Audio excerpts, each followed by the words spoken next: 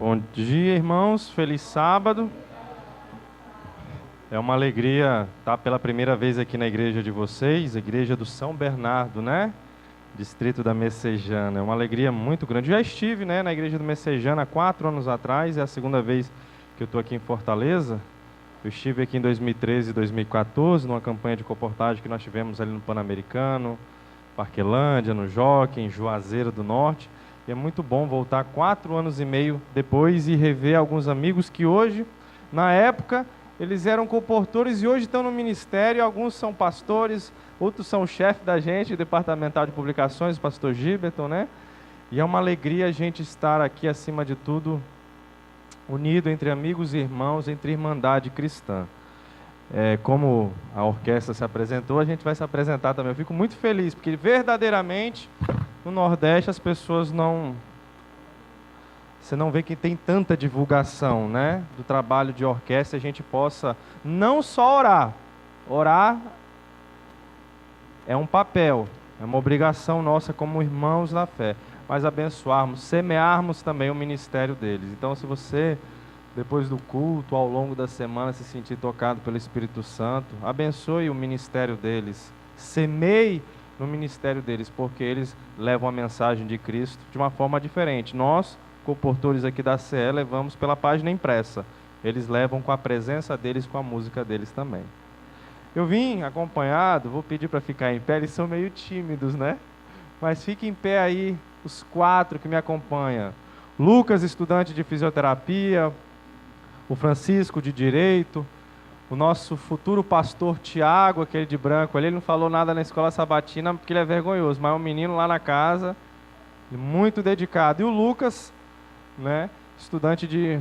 vai começar ciências políticas, né? Não na nossa faculdade. São os comportores aqui, podem sentar, da equipe da Maraponga. São quase 50 comportores. Alguns estão na casa, outros estão em abertos, né? Espalhados nos estados. E é uma alegria muito grande. Eu fico muito feliz porque no final do culto eu quero bater uma foto de lembrança com a orquestra e com a igreja, né? Mas como é bom você ver não só jovens na comportagem, mas também jovens usando o seu talento musical. No Caleb, no evangelismo, isso é maravilhoso. E a nossa igreja, a Igreja Adventista Sétimo Dia, a gente pode ver que a igreja ela trabalha em todos os departamentos. E hoje, além de ser o dia de mordomia, é um dia muito especial. O que comemora hoje? Alguém lembra? Então se você não mandou aí as felicitações para o seu pastor, mande. O pastor, ele vive uma batalha constante, porque ele está na frente de guerra trabalhando para apressar a volta de Cristo. Nós possamos homenagear o nosso pastor aqui. Quero convidar você nessa manhã de sábado. Hoje é sábado de mordomia e todos nós já conhecemos como é a mordomia, o que é a mordomia.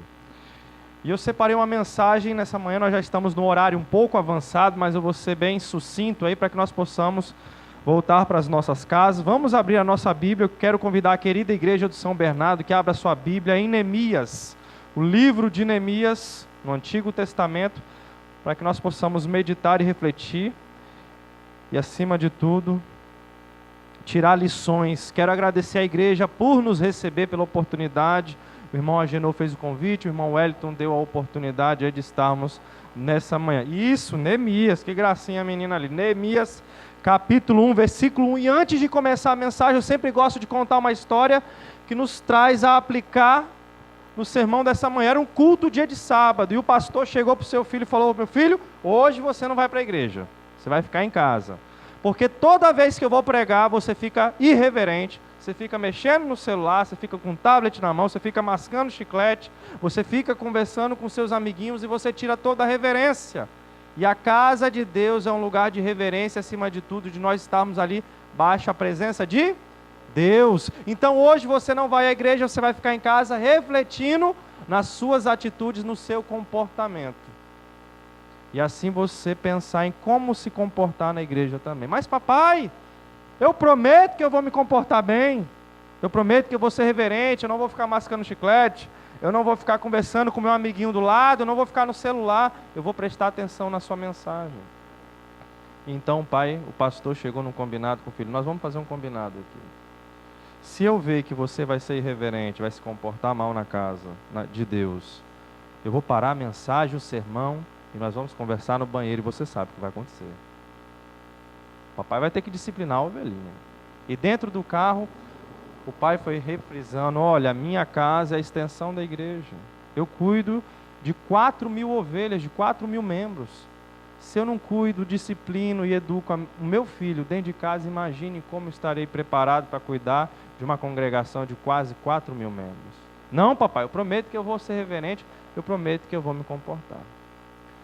O pastor chegou na igreja, e como faz parte da liturgia, né, da doxologia da nossa igreja, a criança foi para a escola sabatina, a professora recebeu ali toda feliz, e depois veio o horário do culto, que é a entrada das crianças, joias preciosas, né? E parece que nessa hora uma formiguinha vai. O menino sentou bem no primeiro banco. A igreja lotada. O pai dele, o pastor, ia pregar sobre educação familiar. E o menino mascando chiclete. E o menino com o celular ali ligado. E a mãe chamando a atenção do menino. Foi a diaconisa, foi o diácono, toda a igreja olhando para o menino. E nem tinha entrado a plataforma. Entrou a plataforma, o pastor, momento de louvor, provar e ver, de toda a igreja olhando o filho do pastor tirando atenção. E o pastor começou a pregar, tentou quebrar o gelo, e nada da igreja prestar atenção nele, prestando atenção no menino. Então, num determinado momento, o pastor falou o seguinte: irmão, eu vou convidar tal irmã que possa louvar a Deus aqui, porque eu vou conversar com meu filho.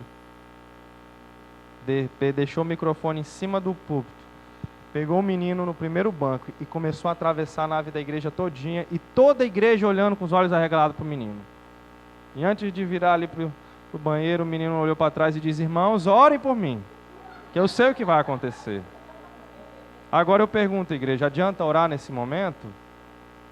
Quando a gente não educa o nosso filho em casa, a Bíblia fala que ensina a criança no caminho que deve andar, para que quando for em dias envelhecidos, não se desviar do caminho de Deus. Quando você não educa o seu filho em casa ou a sua filha, sabe o que acontece? Ele cresce. E quando ele cresce, ele não quer mais vir para a igreja. Ele quer ir para a balada, ele quer ir para a festa, ele quer andar com os amiguinhos. E eu vou mais além ainda. Quando você não educa, é a futura irmã de igreja que vai estar na quarta-feira: irmãos, orem pelo meu marido, porque ele não é da igreja mais. Ele bebe, ele fuma, não quer saber de Deus. Tudo isso porque a gente não ensina a criança no caminho que deve andar. E dentro da nossa casa de Deus é um lugar de reverência. Hoje muitos dos jovens ficam no celular e conversa, e é WhatsApp. Eu tive o prazer de pregar numa igreja lá em Goiânia, que quando eu entrei na igreja, o sonoplasta, ele falou: irmão, você não quer a senha do Wi-Fi, não? Eu digo: mas por que a senha? A igreja adventista de tal bairro, né? Jesus voltará a senha. Eu fui pregar naquele dia, o povo tudo no celular. Então, às vezes, a gente tem que entender que a casa de Deus é um lugar de adoração. E era tal o zelo de Neemias com a casa de Deus, que ele saiu da onde ele estava para ele restaurar não só a casa de Deus, mas restaurar a vida espiritual dos seus irmãos. Eu quero convidar você nessa manhã, então, que abra sua Bíblia em Neemias, capítulo 1, versículo 1. Eu quero convidar você que curve a sua fronte, para que nós possamos fazer uma breve oração. Querido Deus, amantíssimo Pai, graças te damos, Senhor, porque a cada alvorecer a sua graça, a sua misericórdia se renova conosco. E nesse momento que estaremos abrindo a tua santa palavra, nos dê sabedoria e discernimento para compreendermos o que tu queres para cada um de nós. Abençoe aqui a igreja, abençoe o teu povo. Tire esse coração de pedra e nos dê um coração semelhante ao de Cristo Jesus. Isso que eu te peço e te agradeço, em nome de Jesus. Amém. Neemias capítulo 1, versículo 1 diz o seguinte: palavras de Neemias, filho de Acalias, no mês de Quisleu, no 20º ano, enquanto eu estava na cidade de Suzã, um de meus irmãos, Anani, veio de Judá com alguns outros homens, e eu lhes perguntei acerca dos judeus que restaram, os sobreviventes do cativeiro, e também sobre Jerusalém.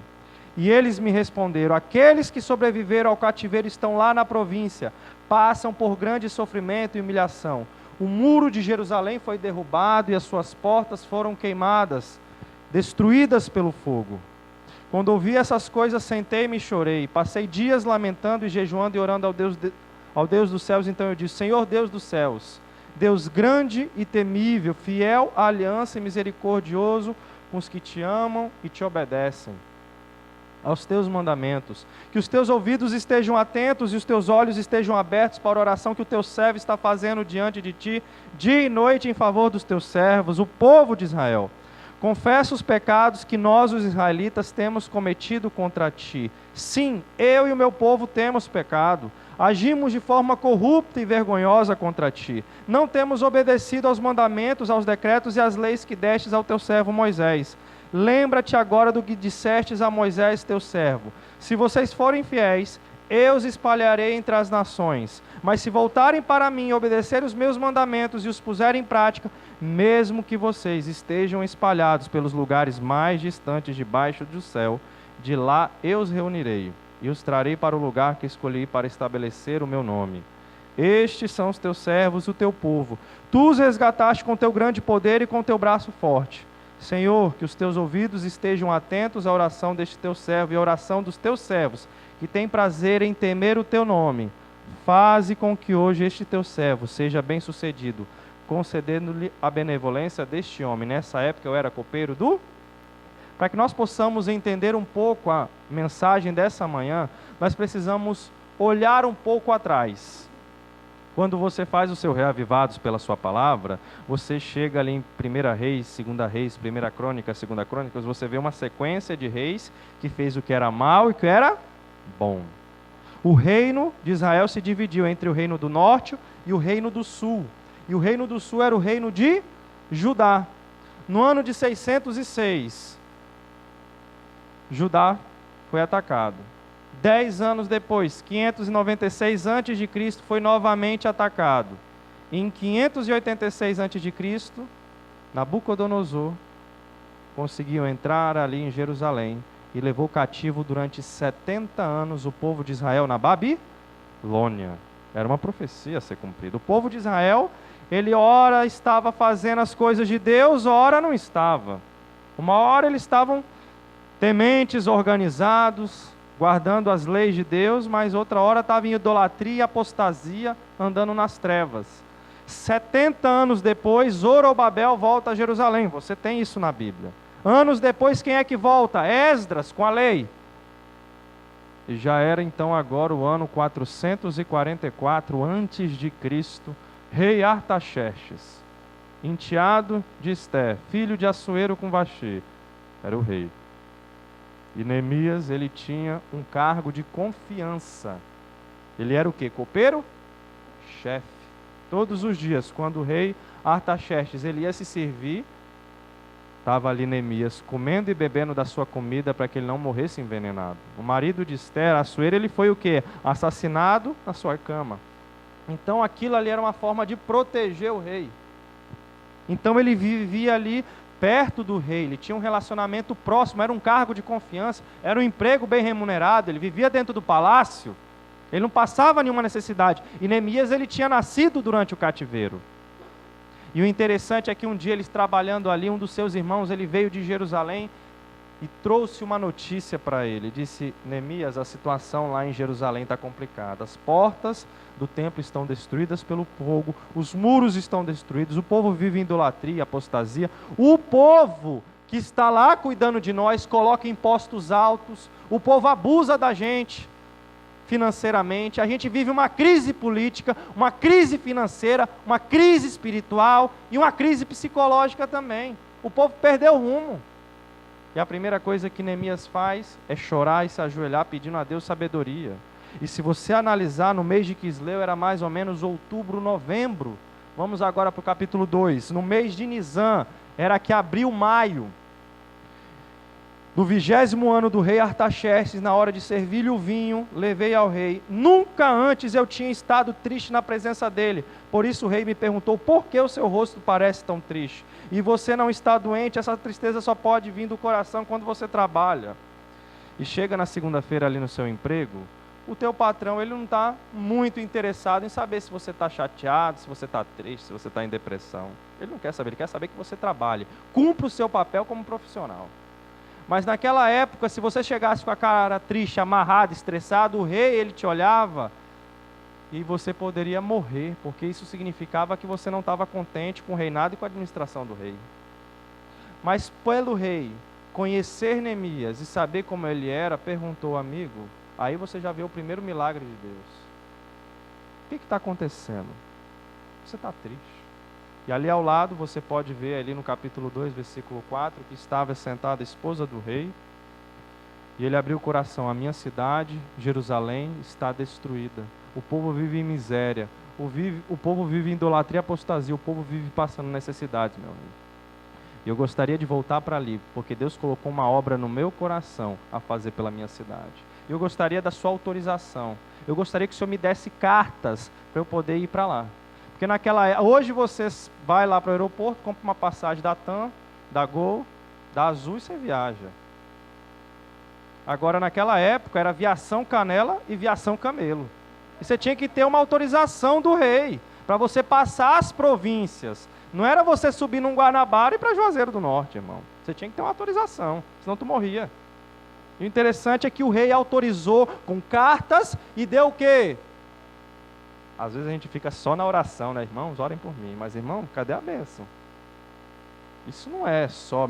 Às vezes a gente, isso é muito mercenário. Não é. É porque Deus, ele usa de diversas formas de como nós podemos abençoar o nosso irmão que está no lado. E o rei não só deu autorização, deu o quê? Provisões, deu suporte para que ele pudesse fazer a obra de Deus ali. Vamos avançar, que o horário já está ali, os irmãos já estão chacoalhando a cabeça. Versículo 11, capítulo 2. Cheguei a Jerusalém depois de 3 dias de permanência ali, saí de noite com alguns dos meus amigos. Eu não havia contado a ninguém o que o meu Deus havia posto em meu coração que eu fizesse por Jerusalém. Muitas vezes Deus, ele coloca no nosso coração uma missão, um ministério. Nós temos hoje como missão, em algumas uniões do território da divisão sul-americana, meu talento, meu ministério. Eu gosto muito do lema aqui da Associação Cearense. Para Deus, o meu melhor. Rapaz, é terrível, é forte isso daí. Para Deus, nada menos do que o meu melhor. Neemias chegou ali, 3º dia, ele deu uma olhada nos muros, olhou o templo, olhou a casa e disse, essa situação está pior do que meu irmão tinha falado. Ele não comentou a ninguém. Hoje tem irmão de igreja que compra uma janela, um banco, olha, foi eu que dei. Foi eu que fiz aquilo. Às vezes a gente esquece que Deus é Cristo que tem que brilhar. Hoje tem pastor estrela, cantor estrela, comportor estrela, obreiro estrela. E a gente, se você analisar, quando você olha para o céu no meio-dia, você não vê nenhuma estrela, mas ela está lá. Por quê? A estrela não aparece? Porque o sol ofusca todo o céu. E muita gente vem pregar, fala de si, mas não fala de Cristo, que é o sol da justiça, que tem que brilhar acima de nós. Quando Deus, ele te dá uma missão, não fique contando para os 4 ventos o que você tem que fazer. Faça, ore e faça. Não fique produzindo marketing, não fique botando em rede social. Faça o seu papel como mordomo. Então Neemias olhou ali, levantou e disse, eu tenho uma missão aqui. Quem quiser que se levante. E nós vamos reconstruir os muros de Jerusalém. E o interessante é que muita gente se levantou para ajudar, mas ali haviam 3 personagens, Sambalat, Tobias e Gesem. Você pode ler depois e na sua devoção, na sua casa. 3 personagens que não gostaram da ideia de Neemias reconstruir os muros de Jerusalém, não estavam gostando da ideia de o povo começar a voltar para os caminhos de Deus. Então começaram o quê, irmão? Criticar Neemias, falar mal de Neemias, fofocar de Neemias, criar uma calúnia, criar discórdia, fermentar o problema. E eu quero dizer uma outra lição para você, amada igreja. Quando você trabalha na obra de Deus, sempre vai vir o diabo querendo levantar gente, levantar pessoas para tentar atrapalhar no seu ministério. Não fique achando que você, por ter um cargo, nós estamos chegando agora no período de comissão de nomeação, tem irmão, eu não quero entregar, eu quero entregar o meu cargo, eu quero descansar. É terrível isso. O diabo já começa a colocar na tua cabeça que você está cansado, que você está desgastado, que você foi alvo de crítica o ano todo e você quer entregar o teu cargo. Não é para você entregar o teu cargo. Para Deus nada menos do que o meu. Neemias entendeu isso como mordomo. E ele, o que que ele fez? Vamos levantar aqui. A gente não tem recurso, a gente não tem dinheiro. E existe uma oposição política aqui dentro. Nós vamos dar o nosso melhor.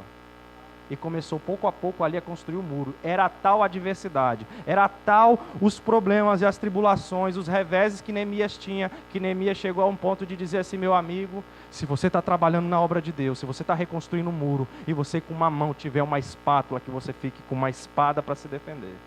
Porque Sambalat, Tobias e Gesem mandavam pessoas para matar o povo que estava ali, envenenar a comida, envenenar a água e promover discórdia, até uma crise política. Começaram a dizer que Neemias estava criando uma rebelião para isso chegar no ouvido do rei Artaxerxes. Mas Neemias estava ali. E olha só o que aconteceu. Vamos para o capítulo 4. Versículo 1. Quando Sambalat soube que estávamos reconstruindo o muro, ficou furioso, ridicularizou os judeus e na presença dos seus compatriotas e dos poderosos de Samaria disse: o que aqueles frágeis judeus estão fazendo? Será que vão restaurar o seu muro? Irão oferecer sacrifícios? Irão terminar a obra num só dia? Será que vão conseguir ressuscitar pedras de construção daqueles montes de entulho? Irmão, a situação estava caótica. Às vezes a gente fica reclamando que o nosso país está num caos político. É PT contra... É Haddad e é Bolsonaro. O Lucas, ele entende de política 1000 vezes melhor do que eu. Pensa num bicho burro para política, sou eu. A gente como cristão, a gente pode acompanhar a política, mas a gente não tem que ficar fazendo marketing de política. E o que a gente mais vê aí é irmão de igreja, botando em rede social: eu sou de tal, eu sou daquilo, mas não é de Cristo. Interessante. Briga. Eu tenho uma amiga minha que terminou com o namorado porque ele é de um partido e ela é de outro. André, conversa com meu namorado. Eu digo: mas também tu é a outra perturbada. Então aqui, você via que Neemias ele estava numa crise política também. Os líderes dali não estavam querendo que ele reconstruísse o muro. 52 dias depois, irmãos, terminaram a reconstrução do muro. Para a honra e glória de Deus.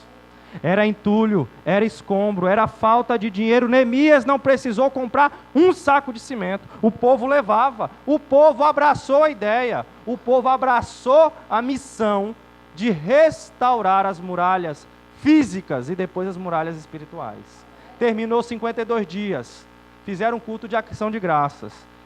Festa dos pães asmos agora, reconstruir o quê? A espiritualidade do povo agora. O povo vivia ali adorando a tudo que é Deus.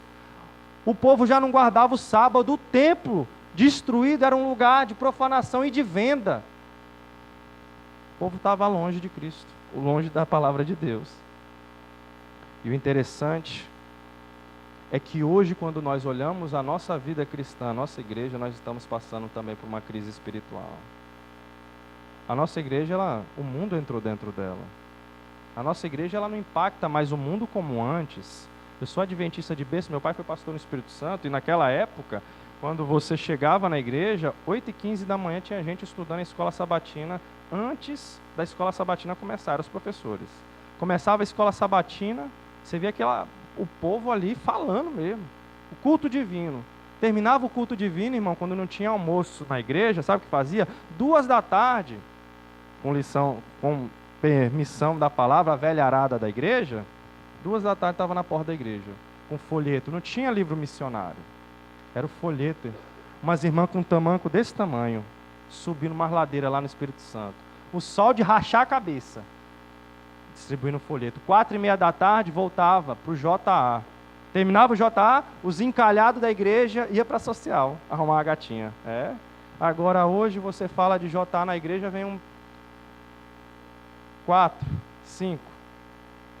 E hoje a nossa igreja está entrando dentro do DDD do diabo. Nós vamos estudar sobre o DDD. O primeiro D é o desânimo.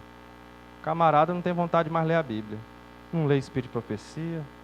A lição de escola sabatina passa o trimestre, dá para revender, porque está branca. Nem abre a lição. Não estuda. Fica o dia todo no Instagram, no Facebook, na Netflix. Pense num treco que vai deixar muita gente fora do céu, a Netflix. Pense em umas séries de vampiro que vai deixar muita gente fora do céu. Lá não vai ter. E o interessante é que o camarada está desanimado em ler a palavra de Deus, está desanimado em vir para a igreja, não lê a Bíblia, não ora, não jejua. Tudo que ele gosta é do mundo. E quando você está desanimado e você não se alimenta da palavra de Deus, isso te leva a um segundo D, que é a dúvida. Porque você já não estuda. Então você começa a questionar: será que a igreja adventista é a igreja verdadeira? Por que eu não posso trabalhar dia de sábado? Por que eu não devo ir no cinema? Por que eu não posso comer carne de porco? Por que a minha namorada não pode usar maquiagem? E pense numa igreja hoje, a nossa igreja, que vem umas irmãs parecendo um panda para a igreja. Cara, toda maquiada. Antes não era, hoje é diferente, as unhas pintadas. E você vai falar, repreendem a pessoa. Foge do princípio. Não estou dizendo que você não pode se cuidar como mulher, mas não precisa passar uma argamassa na cara para vir para a igreja. E é o que acontece hoje. Você começa a duvidar, o pastor prega, não aceita o que o pastor prega, prefere ouvir o que o professor na universidade fala. Prefere ouvir o que youtuber fala. E quando você está em dúvida, isso te leva a um terceiro D, que qual é? O distanciamento da igreja. Você se distancia, você já não vem mais para a igreja. As pessoas oram por você: ó, vem visitar a nossa igreja. Vem, volta para a igreja. Você está nas trevas. Você vem quando alguém morre ou quando tem comes e bebes. Você não vem. Vai para o último D, que é a destruição do cristão. E o diabo, ele te torna uma marionete. Você não consegue mais discernir luz e trevas. Isso é interessante porque a nossa vida espiritual, você não muda ela da noite para o dia. Você não sai da igreja. Às vezes a gente só vê a ponta do iceberg, a gente não vê o que tem debaixo. Às vezes a gente vê uma menina fornicou com o namorado. Aí disciplina de 1 ano. Mas aquilo ali é a ponta do iceberg do que está debaixo. Esse tipo de jovem, esse tipo de mordomo, a gente pode colocar assim, não lê mais a Bíblia. E quais são os 4 T's de mordomia? Tempo, talento e tesouro. Eu tenho 24 horas por dia. Quanto tempo eu passo conversando no WhatsApp? Quanto tempo eu passo no Instagram, no Facebook, no Twitter? Quanto tempo eu passo assistindo televisão? Quanto tempo eu fico jogando conversa fora? Deus, ele vai cobrar de você o seu tempo.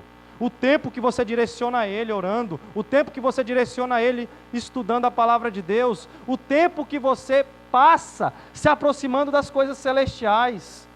A gente passa muito tempo deixando o diabo entrar dentro da nossa casa. E se a gente não coloca o Espírito Santo na nossa vida, o diabo ele entra sem pedir licença.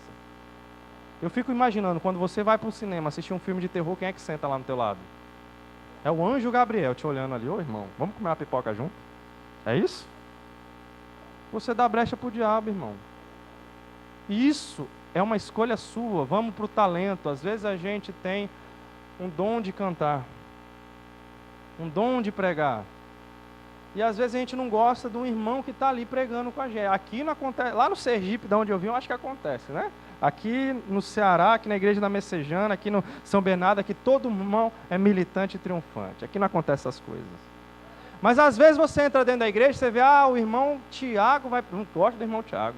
A irmã Bia vai cantar. Não gosto da irmã Bia. Estou indo para outra igreja. Um conflito de ego. Parece que quer... eu quero ser o primeiro ancião da igreja. O povo luta por cargo, mas não luta para ter o nome no livro da vida. Luta para ter um cargo na igreja, para se aparecer. Tem o talento, mas não direciona para a obra de Deus da forma devida. Às vezes usa para aparecer, para se mostrar ou para se engrandecer. Usa o talento da forma certa. E eu vou mais além. E os que cantam, e os que pregam, que não gostam de ir nas igrejas menores, só quer pregar se for na central, se for nas melhores igrejas com ar-condicionado. Não pode ir para o interior. Não, irmão, para aquela igreja eu não prego, só prego em central. Tem o talento, mas não usa na obra de Deus. E tem o terceiro grupo, que é aquele que tem o talento, mas não faz nada. Fica só criticando quem se esforça, talvez nem tenha o talento, mas se esforça. E a gente precisa ser cristão nessa parte. Vamos para o tesouro. Dízimo, oferta, nós já estamos carecas de saber que é Deus que tem que ser o nosso vetor, que nos direcione. Quando você passa lá na Riachuelo, faça o seu cartão em 8 vezes sem juros, e você se endivida lá. O diabo tem alguma coisa a ver com isso? ele faz o marketing, né? Só que você que se endivida. E quando você se endivida, o seu orçamento ele começa ali a ficar uma bola de neve, é cartão de crédito, é Mastercard, é Visa, é Dine, você está lá endividado. Você acaba esquecendo de dar o que é de Deus, a casa do tesouro, porque você está cheio de dívida, você não teve um controle financeiro, você está desequilibradamente gastando o seu dinheiro de uma forma dissoluta. E isso te atrapalha na tua vida espiritual, o seu casamento. Agora a sua esposa ela quer comprar um sofá, mas você gastou todo o dinheiro e começa a brigar com a esposa. Está estressado agora, não leva a sua esposa para passear. Por quê? Você quer economizar, mas você que se endividou. E eu tenho visto irmãos de igreja que colocam a esperança. Uma vez eu visitei uma irmã lá em Manaus, que ela tinha a Bíblia, telecena dentro da Bíblia. Irmã, me presta a sua Bíblia para eu ler um texto da Bíblia. Pegou a Bíblia mais empoeirada, e quando eu abri tinha a telecena dentro da Bíblia. Lá em Goiânia eu estava indo fazer um depósito na lotérica, e adivinha que eu encontro 2 irmãs da igreja. Mega da virada na mão. Mas é o que acontece. Mude a sua vida com 3,50, joga lá. Quem sabe eu acerto. E tem irmão que tenta santificar o jogo da loteria. Se eu ganhar é para a obra de Deus. É o diabo que já virou uma marionete ali. Faz de você o que você quer. Falamos então de tempo. Falamos de talento. Tesouro. E o que falta agora? Templo, o corpo. Eu confesso a você que livrar da Coca-Cola é difícil. Carne é difícil. Miojo que é horrível, mas a gente gosta, né? Você tem que melhorar a sua alimentação. Às vezes você se entope de McDonald's, é girafas todo dia, é Bob's, né? Quando a gente olha para a soja, a gente não gosta. Mas você tem que fazer, isso é mordomia. Agora, tu já parou para pensar, irmão, o que o jovem de hoje gosta? Não os jovens daqui, né? Lá de Sergipe, os de Sergipe, não os daqui. Os daqui é todo mundo militante e triunfante, mas os jovens de lá gostam de McDonald's, gostam de cinema, gostam de Netflix, gostam de filme de zumbi, de livro de zumbi, animais fantásticos e onde eles habitam. Vou comprar meu ingresso. Lá no céu não vai ter isso. Tu já imaginou como o céu vai ser chato para esse jovem? No céu, tudo que a gente faz aqui na terra não vai ter. Então, se aqui você passa mais tempo vivendo o que é carnal, e lá não vai ter. E sabe o que eu acho interessante? É que o DDD do diabo está dentro da igreja, a gente está perdendo a identidade da nossa igreja. O mundo está entrando. E hoje a gente vive esse grande conflito dentro da nossa vida, porque a gente se afastou dos caminhos de Deus. Nós precisamos fazer uma reforma espiritual. Eu vou contar uma história que vocês já estão careca de saber. Um dia um rapaz, ele tinha trabalhado vários anos da vida dele, estava na hora agora de comprar uma casa. E aí ele olhou na internet, olhou no celular, olhou nos classificados e nada. Ele foi olhar então um condomínio que estava terminando de construir. Olhou toda a casa, tudo era casa a casa. Cara, na última rua ele encontra lá a casa mais linda. Piscina, jacuzzi, estacionamento para 4, 5 carros. E o diabo lá na frente, de terno e paletó, igual eu assim hoje. Olha, você quer uma casa? Está aí a casa. Vamos olhar aqui. Olha, eu não tenho dinheiro, o diabo entrou com ele lá dentro. Olha, essa casa aqui, tudo mobiliado, a internet já está, tem Netflix à vontade. Irmãos, eu gosto de Netflix, eu estou falando assim, não vamos pensar que eu odeio, né? Mas saiu a policiar, tinha tudo ali. Essa casa aqui é sua. É só você assinar um papel do nosso combinado, mas a única coisa que eu vou te pedir é que aquele prego que está lá na sala é meu. Aquele prego é meu, a casa toda, estacionamento, mobília, tudo. Você pode mudar agora, que é seu. Rapaz, você está me dando de graça? Pois é, é o nosso combinado, é o nosso acordo. Não, eu assino, já que não vou ter que pagar nada. Fez a mudança no mesmo dia, amou a casa. 15 dias depois o diabo volta lá com um quadro. Está gostando da casa? Olha, minha mulher amou, o ministério da mulher veio aqui, o desbravador não sai daqui, o pastor ontem fez o pôr do sol aqui. Olha, eu vim trazer um quadro, porque você lembra, né? O combinado, o prego é meu, a casa todinha é sua, apenas o prego. Botou lá o quadro é uma paisagem linda. Aproveite aí a casa, continue desfrutando da casa que eu te vendi. 15 dias depois, adivinha quem aparece? O diabo. E aí, tá, rapaz, o retiro vai ser aqui na minha casa. Tem espaço para todo o que é lado? Vou tirar aquele quadro, vou botar uma carne. Dá para conviver com uma carne pendurada, porque fora da geladeira, o que acontece? Começa a apodrecer. Quando às vezes você está de carro ou de moto, que o caminhão passa, você já fica incomodado. Imagina uma podridão dentro de casa. Dá para conviver numa casa dessa? O inimigo faz isso dentro do nosso coração. Vai colocando pregos que vão apodrecendo a tua vida. E o Espírito Santo não tem como morar. Esse prego talvez seja a pornografia no celular de algumas pessoas. Pode ser o sexo antes do casamento. Pode ser a fofoca. Intriga. Pode ser a inveja. O ego. A preguiça. Preguiçoso não vai para o céu também não. Mutirão não aparece, né, irmão? O povo aqui na porta. É difícil o jovem aparecer. E Neemias, ele estava vivendo com isso ali. Só que existe uma promessa. Quando você olha para Lucas capítulo 6, o sábio faz a sua casa na rocha, o tolo faz a sua casa onde? Vem crise financeira, vem crise conjugal, vem crise no casamento, vem crise em tudo que é lado. Se você se manteve firme. Mas há muito tempo atrás, um dos homens que viveram ali no período do reinado do rei Salomão, ele escreveu Provérbios capítulo 30, versículo 24. Eu quero ler com você agora Provérbios. Cristo fala sobre a casa na rocha, você se fortificar na rocha, em que nós devemos fazer a nossa casa em Cristo. E olha só o que Provérbios fala em capítulo 30, versículo 24. Ditados de Agur, diz o seguinte: 4 seres da terra são pequenos e, no entanto, muito sábios. As formigas, criaturas de pouca força, contudo armazenam sua comida no verão.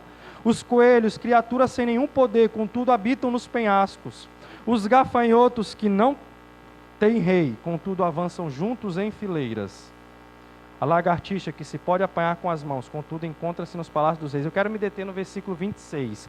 Algumas traduções aí das Bíblias de vocês deve estar escrito o seguinte: os arganazes, povo sem força, contudo fazem a sua casa onde? Na rocha. O que é um arganaz? Você vai para a sua internet 4G e você percebe que o arganaz, ele é um roedor. Parece um preá, um hamster, um coelhinho. E o arganaz, ele mora na rocha, ele mora nas montanhas. Todos os dias o arganaz, ele sai da rocha, vai em busca de grãos, de alimentos para os seus filhotes. Mas ele faz parte da cadeia alimentar. O gavião, o falcão, a águia, qualquer vacilo do arganaz, o mata. Agora, Agur foi um dos homens mais sábios que viveu no período do reinado de Salomão, inclusive era um conselheiro de Salomão. Por que ele fala que existe na terra 4 seres que são mais sábios que qualquer outro sábio aqui na terra?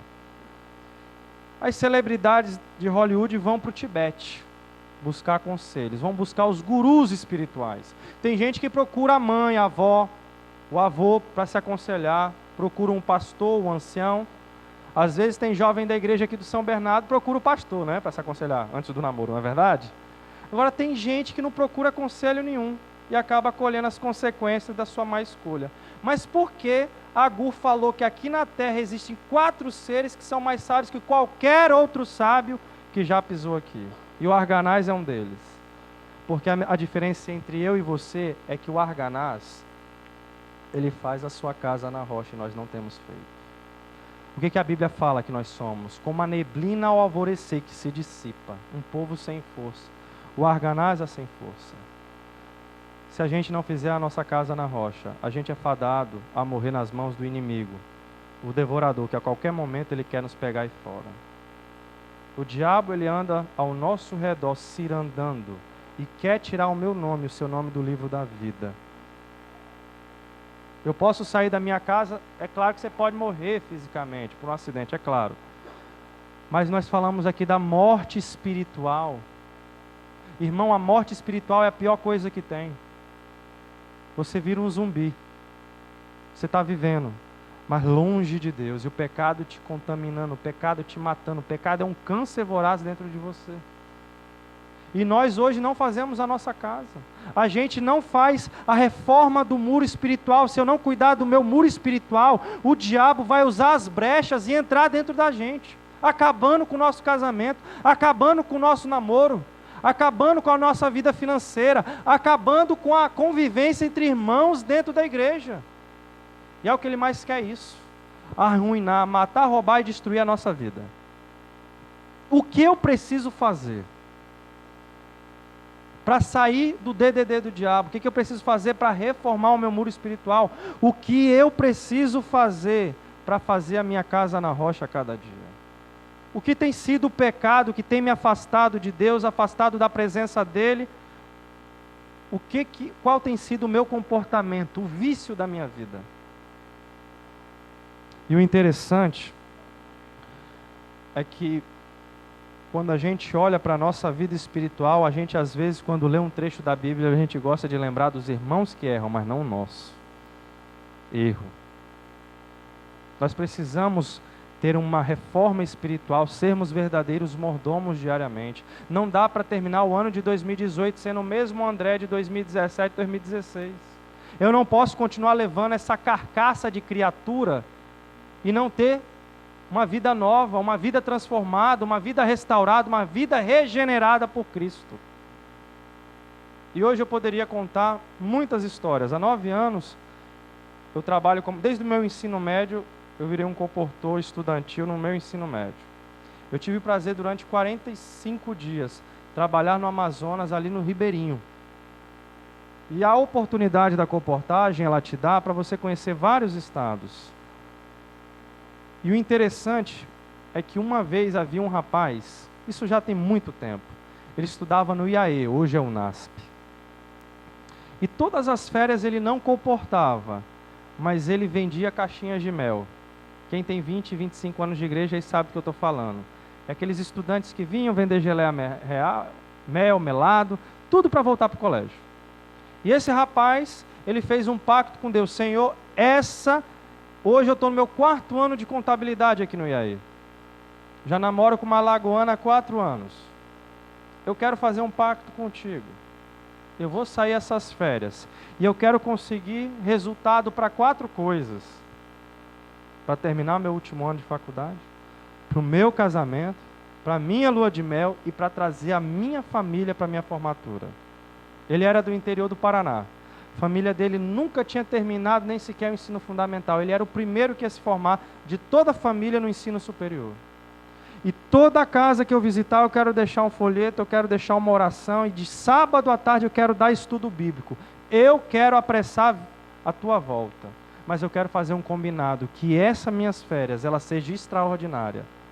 Eu possa sempre lembrar pela tua atuação. Era a missão dele.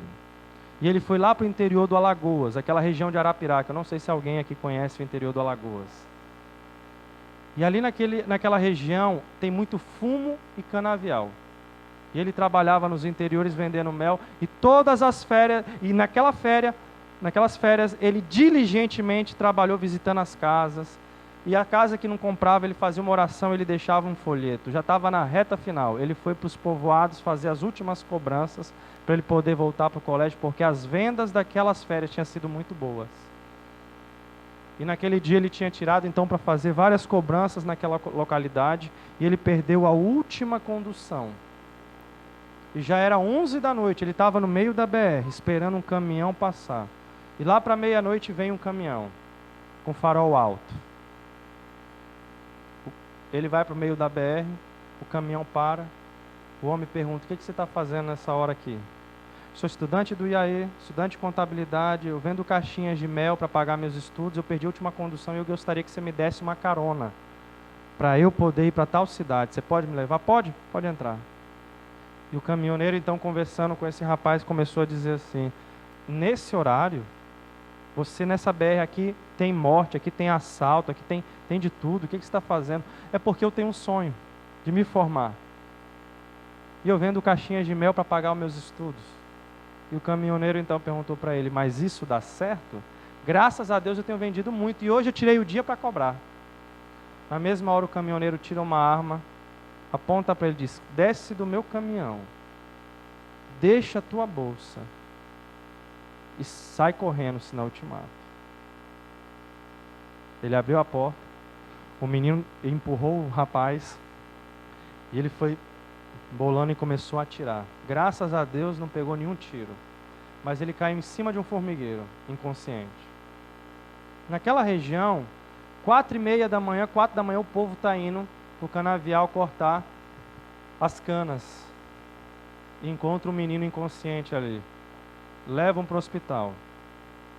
Pelo crachá que ele tinha na camiseta, na roupa, ligam para o Iaê fala que ele estava lá.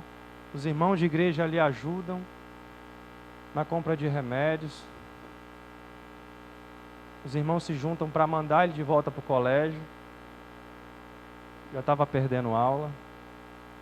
E ele voltou para o colégio entendeu a situação dele, deixou 1 ano de forma gratuita. Mas o que ele tinha colocado no seu coração não tinha acontecido. Ele queria ter uma experiência extraordinária. Ele queria poder ter recursos para o casamento dele, para trazer a família. Não era o que ele tinha sonhado. Ele terminou o ano, o colégio concedeu a pós-graduação de uma forma gratuita, a família com muita dificuldade foi lá ver eles, ele casou, foi chamado para trabalhar na própria instituição e depois ele foi trabalhar na divisão sul-americana em Brasília. 16 anos depois, a esposa dele fala: meu bem, há muito tempo a gente não vai para Alagoas. Todas as vezes é os meus pais que vêm para cá. Por que a gente não vai nessas férias? Não, a gente vai nessas férias então. Se organizaram ali nas férias, foi para lá. O sogro dele, já com a idade avançada, disse: olha, meu querido, eu não vou poder pregar hoje, você poderia pregar numa igreja, no meu lugar? E ele foi naquele sábado pela manhã pregar naquela igreja. Ele chegou no início da escola sabatina, estava lá o primeiro ancião passando a lição de escola sabatina geral. E o primeiro ancião terminou contando o seguinte na lição: irmãos, alguns aqui sabem da minha vida. Há 16, 17 anos atrás eu andava nessas BRs matando, roubando e assaltando as pessoas. Um dia de noite, eu roubei um estudante. Tentei matar ele. Quando eu cheguei em casa, que eu abri a mochila, estava uma caixinha de mel, cheio de dinheiro, folhetos, uma Bíblia. E eu comecei a ler a Bíblia, eu li aquele folheto, e eu decidi então que a minha casa ela precisava de salvação. Eu decidi largar a minha vida. Eu decidi largar os meus pecados acariciados, e hoje eu sirvo a igreja de Cristo aqui na terra, porque um estudante me alcançou. E eu ainda oro a Deus para que eu possa encontrar esse jovem, agradecer a ele e devolver o que eu dei de prejuízo para ele também. Eu fico imaginando, irmãos, como terminou aquele sábado pela manhã.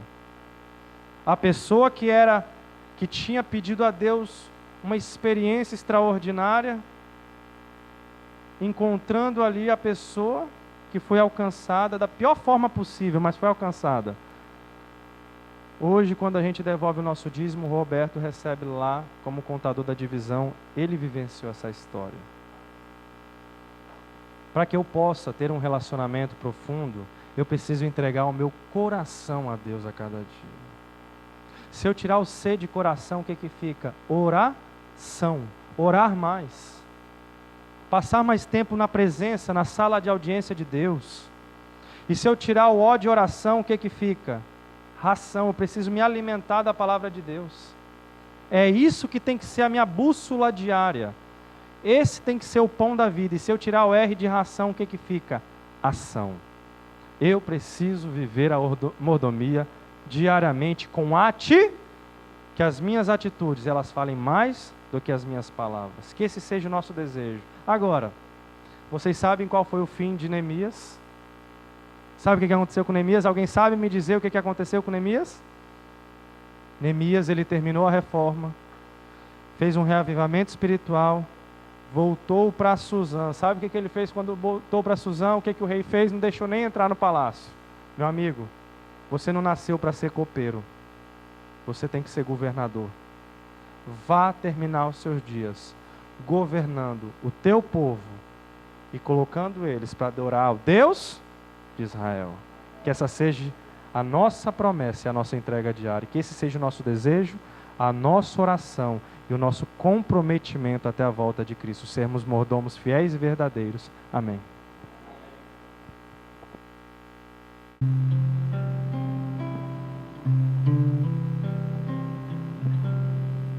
Jesus é meu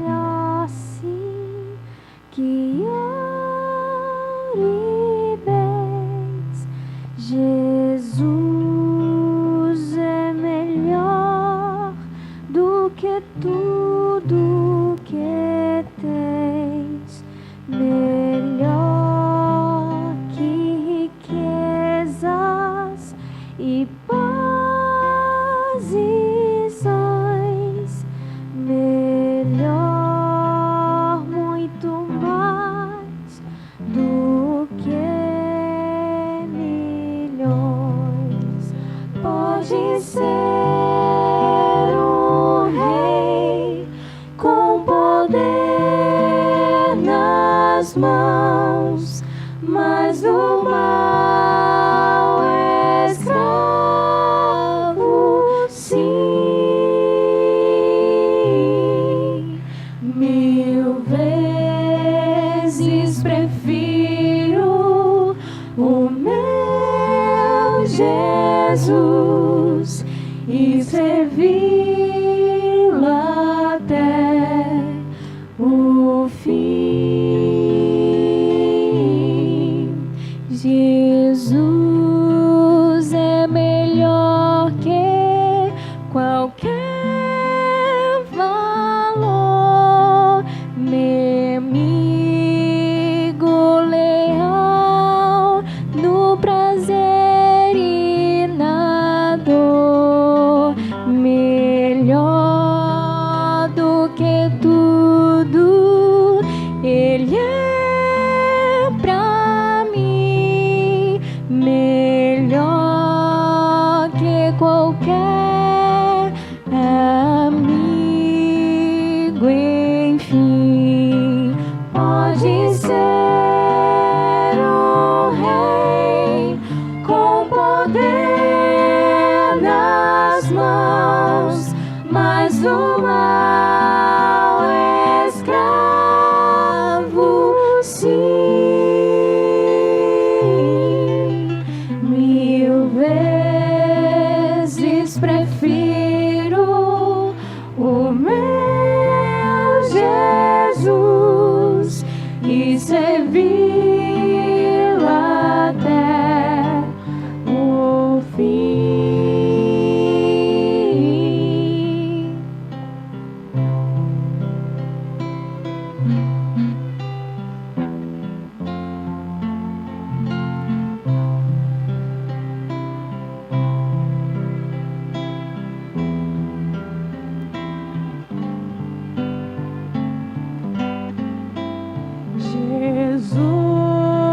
Jesus é mais puro que a linda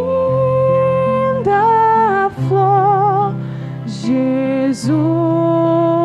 é o sol da justiça e do amor. Jesus é a fonte que satisfaz, caminho do bem, verdade e paz.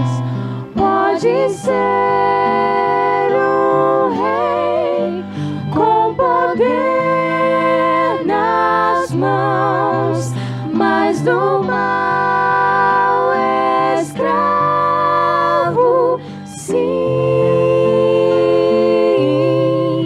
1000 vezes prefiro o meu Jesus e servi-lo até o fim.